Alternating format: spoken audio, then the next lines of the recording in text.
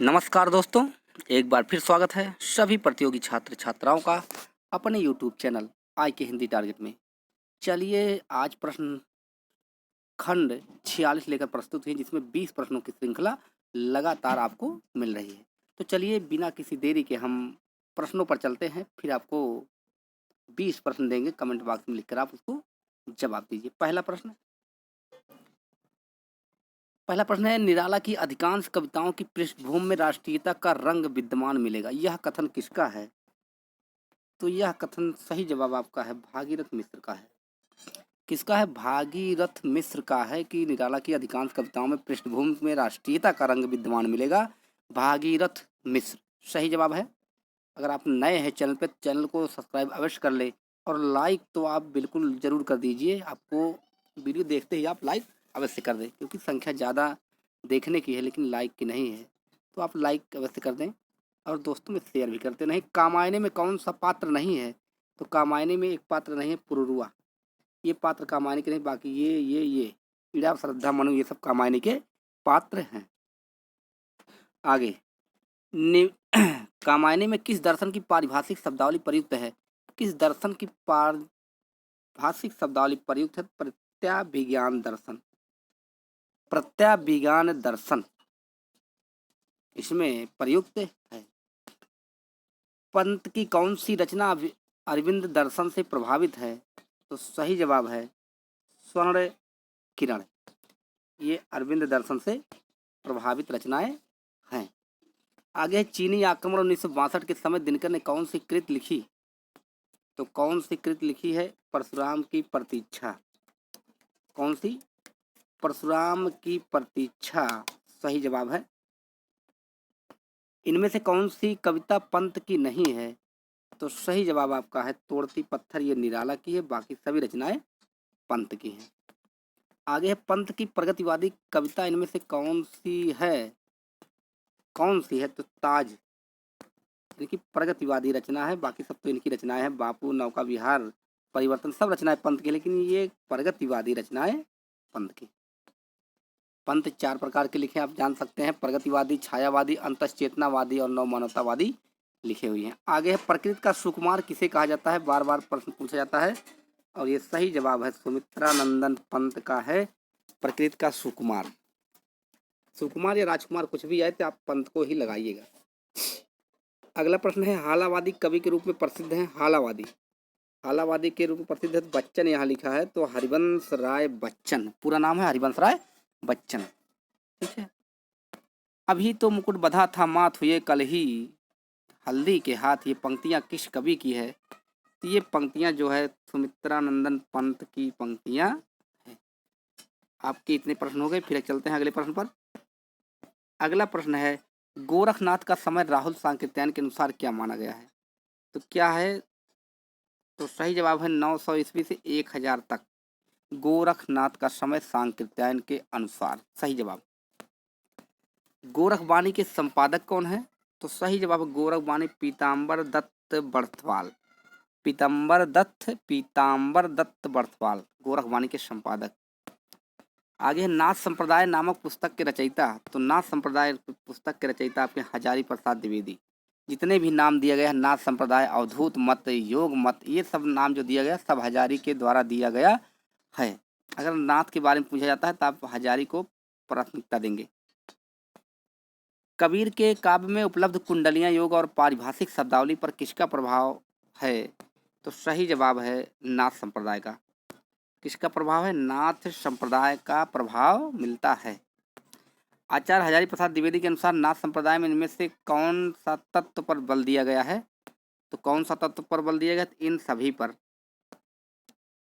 कठोर वाक संयम, शारीरिक शौच, आंतरिक शुद्धि, सभी पर दिया गया है हजारी प्रसाद अनुसार।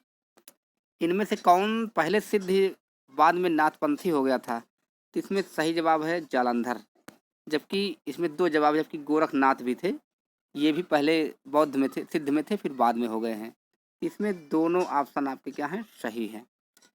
दोनों ऑप्शन इस प्रश्न में सही हैं। ऐसे प्रश्न बहुत मिल जाते हैं जो कि 2-2 ऑप्शन मिल जाते हैं, तो ये भी सही है और ये भी सही है। अब आप कहेंगे लगाएंगे कौन?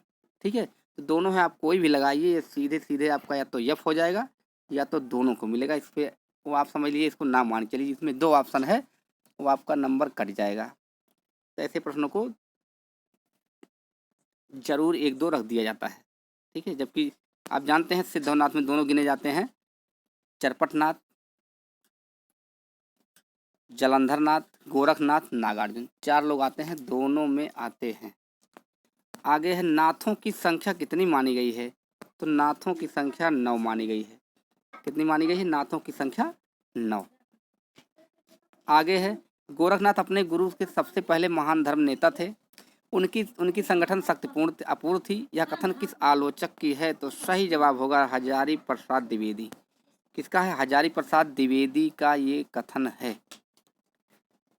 आज का अंतिम प्रश्न है, नौ लखी पातर आगे नाचे पीछे सहज अखाड़ा किस रचनाकार की पंक्ति है? तो 9 लख पातर आगे नाचे पीछे गोरखनाथ। ऐसे याद कर लिए, कभी नहीं भूलेगा। 9 लख पातर आगे नाचे पीछे गोरखनाथ। ये आपके हो गए 20 प्रश्न। अब आपको लेके चलते हैं 20 प्रश्नों की श्रृंखला की तरफ, जो आपको कमेंट बॉक्स में लिख कर देने हैं जवाब। तो चलिए पहला प्रश्न, ये रहा आपके सामने पहला प्रश्न, जो कि अब शुरू है। प्रजा हितैषी साप्ताहिक पत्र का प्रकाशन कहाँ से होता था? प्रजा हितैषी साप्ताहिक पत्र का प्रकाशन कहाँ से होता था? तो ये प्रजा हितैषी है, साप्ताहिक पत्र है। कहाँ से होता था ये जान ही रहे हैं, राजा लक्ष्मण सिंह की पत्रिका है। जिसमें होता कहाँ से था? आगरा, कोलकाता, इलाहाबाद, बनारस। आगरा, कोलकाता, इलाहाबाद, बनारस। तो पत्रिका का संपादन कहाँ से होता था? जवाब दीजिए।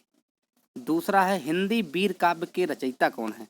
हिंदी वीर काव्य के रचयिता कौन है? टीकम सिंह तोमर, रामविलास शर्मा, राम नरेश त्रिपाठी, डॉक्टर नगेंद्र। तो कौन है? सही जवाब आपको देना टीकम, रामविलास, नरेश और नगेंद्र। चलिए अगले प्रश्न पर चलते हैं। पृथ्वी सिंह इनमें से किस कवि का वास्तविक नाम था? पृथ्वी सिंह, ये पृथ्वी सिंह है, ये किस कवि का वास्तविक नाम था? रसलीन, रसनिध, घनानंद, ग्वाल। रसलीन, रसनिधि, घनानंद, ग्वाल किसका नाम था? आपको अब कमेंट बॉक्स में ही बताना पड़ेगा।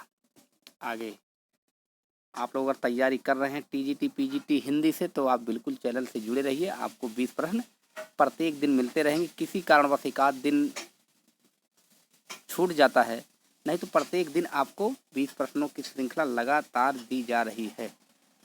और आने वाले समय में आपको 50 प्रश्न दिए जाएंगे प्रत्येक दिन। बस आप लगे रहिए। और ऐसे प्रश्नों को रखते हैं जो आपके परीक्षा में एकदम समझ लीजिए रखे गए हैं। इतना अगर आप तैयार कर लिए तो 125 आपको कोई रोक नहीं सकता। चलिए, गिरधर कविराय की रचनाएं किस छंद में है? गिरधर कविराय की रचनाएं किस छंद में है? तो रोला, दोहा, अरिल, कुंडलियाँ। रोला, दोहा, अरिल, कुंडलियाँ गिरधर कविराय। आप अगर थोड़ा सा भी ध्यान लगाएंगे तो आप बिल्कुल ही प्रश्नों को 100% सही कर देंगे। और दिमाग नहीं लगाएंगे तो 100% क्या हो जाएगा? गलत हो जाएगा। राधा कृष्ण के प्रेम का चित्रण करने वाला उपन्यास श्यामा स्वप्न किसने लिखा? प्रश्न बहुत बड़ा है लेकिन छोटे में आपको बता देना है, श्यामा स्वप्न के लेखक कौन है? बालकृष्ण भट्ट, राधाचरण गोस्वामी, जगमोहन ठाकुर या ठाकुर जगमोहन, गोपाल राम गाहमरी। ठीक है, तो 4 ऑप्शन है। वैशाली की नगर बधू उपन्यास के लेखक हैं। वैशाली की नगर बधू है, ये तो उपन्यास है, आपको यहाँ मिल गया। लेकिन है किसका? सुदर्शन, चतुर्सेन शास्त्री, उपेंद्र नाथ अश्क, प्रेमचंद। ध्यान देख लीजिए, प्रेमचंद्र नहीं है, प्रेमचंद ही लिखा जाएगा। कभी शुद्धवर्तनी में देख लिए, ध्यान दीजिएगा। भवंती किस निबंधकार का संकलन है? भवंत निबंध है, किसका संकलन है? कुबेरनाथ राय, अज्ञेय, नगेंद्र, हजारी। नगेंद्र हजारी। आगे चलते हैं 7वें नंबर पर। 7वां है रस आखेटक इनमें से किस निबंधकार का निबंध? रस आखेटक तो कुबेरनाथ राय, हजारी प्रसाद द्विवेदी, विद्यानिवास मित्र, पूर्ण सिंह यानी सरदार पूर्ण सिंह। रस आखेटक के लेखक कौन है? आपको बताने होंगे। चलिए अगला प्रश्न है, सूरदास की किस रचना में रीत निरूपण है? किस रचना में रीत निरूपण है? साहित्य लहरी, सूर सागर, सूर सारावली कोई नहीं। साहित्य लहरी, सूर सागर, सारावली कोई नहीं। आगे, इनमें से कौन अनुमान का भेद नहीं? देख लीजिए यह थोड़ा गलत हो चुका है, अनुमान नहीं है जबकि ये लिखा गया था अनुभाव है। यहाँ आप समझ सकते हैं, हो जाता है। तो आप प्रश्न पढ़िए, इनमें से कौन अनुभाव का भेद नहीं है? अनुमान को यहाँ भाव कर लेंगे, ये भाव है। भेद नहीं है तो कौन नहीं है? वाचिक, कायिक, आहार, उद्दीपन। वाचिक, कायिक, आहार, उद्दीपन, इनमें से कौन एक अनुभाव का भेद नहीं है? अगला है, इनमें से मार्क्सवादी समीक्षक हैं। मार्क्सवादी समीक्षक हैं रामविलास शर्मा, शिवदान सिंह चौहान, प्रकाश चंद्र गुप्त, यह सभी या ये सभी। प्रश्नों को ध्यान से पढ़िए, आगे चलते हैं। कामायनी में श्रद्धा को किसकी पुत्री माना गया? श्रद्धा को किसकी पुत्री माना गया है? काम की, रति की, गंधर्वों की, ए और सी तीनों, यानी पहला और तीसरा दोनों, यानी दोनों। तो कौन ऑप्शन सही है ये आपको बताना है। कामायनी, जयशंकर प्रसाद, महाकाव्य, 15 सर्ग, चिंता सा श्रद्धा काम वासना लज्जा कर्म ईर्ष्या स्वप्न संघर्ष निर्वेद दर्शन रहस्य, ये हो गया। पूर्वी हिंदी का पूर्वी हिंदी का विकास किस अपभ्रंश से हुआ? किस अपभ्रंश से हुआ है? सौरसेनी से, मागधी से, अर्धमागधी से, खस पहाड़ी से, किससे हुआ है पूर्वी हिंदी का विकास? प्रश्न नंबर 14, नाटक में पात्रों की संख्या अधिक होने से किसमें बाधा पड़ती है? तो अगर अधिक हो जाए तो किसमें बाधा पड़ती है? अभिनेता एवं रंगमंची, देश विधान, संवाद योजना, देश काल एवं वातावरण, किसमें बाधा पड़ती है? 14 नंबर पे प्रश्न है ये। 15 नंबर आ गया, कबूतर खाना किस एकांकीकार की रचना? कबूतर खाना किस एकांकीकार की रचना है? तो ये आपको बताना है। विनोद रस्तोगी, जगदीश चंद्र माथुर, उपेंद्र नाथ अश्क, भुवनेश्वर प्रसाद मिश्र। तो 4 ऑप्शन आपके सामने रखे गए हैं। 16 है, इनमें से पंडिताऊपन किस लेखक की भाषा में शुक्ल जी ने माना है? इनमें से पंडिताऊपन किस लेखक की भाषा में शुक्ल ने माना है? शुक्ल जी ने माना है। तो सदल मिश्र, कलर कर लेते हैं इसको, सदल मिश्र, इंसाल्लाह खां, लल्लू लाल, सदा सुखलाल। सदल मिश्र, इंसाल्लाह खां, लल्लू लाल, सदा सुखलाल, ये इनमें से कौन है? 16 नंबर पर है, चूरन साहब लोग जो खाता सारा देश हजम कर दाता। चूरन साहब लोग जो खाता सारा देश हजम कर जाता, यह पंक्तियां किस कवि की है? पहला है प्रताप नारायण मिश्र, प्रेमचंद, जयशंकर प्रसाद, भारतेंदु हरिश्चंद्र। पंक्तियां किसकी है ध्यान से बताइए। 17 हो चुका है, 18 पे आ चुके हैं। प्रेम वाटिका किसकी रचना? बहुत आसान, बहुत सरल, 100 बार पूछा जाने वाला। रहीम, मीरा, रसखान, कबीर। रहीम दास, मीराबाई, रसखान, कबीर दास। तो चारों जवाब आपके सामने रखे हुए हैं। 19 है, श्री भट्ट किस संप्रदाय से संबंधित थे? जो श्री भट्ट से किस संप्रदाय से थे? निम्बार्क से, सखी से, वल्लभ से, श्री संप्रदाय से। निम्बार्क, सखी, वल्लभ और श्री संप्रदाय किससे संबंधित थे? श्री भट्ट। ध्यान से देखिए, श्री भट्ट। आज का अंतिम और 20वां प्रश्न है, किस आलवार भक्तों को राम की पादुका का अवतार माना जाता है?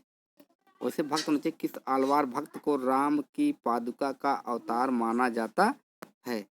तो सही जवाब होगा भूत योगी, सठकोप, सरोयोगी, गोदा। भूत योगी, सठकोप, सरोयोगी, गोदा, तीन में से किसका अवतार माना जाता है?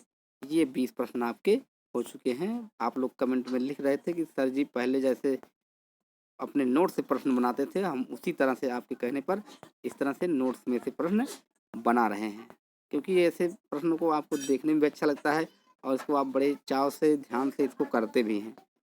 ठीक है, तो आप लोग प्रश्नों को क्या है जल्दी जल्दी हल करके कमेंट बॉक्स में बताइए और अगले वीडियो का इंतज़ार करिए। तब तक के लिए धन्यवाद।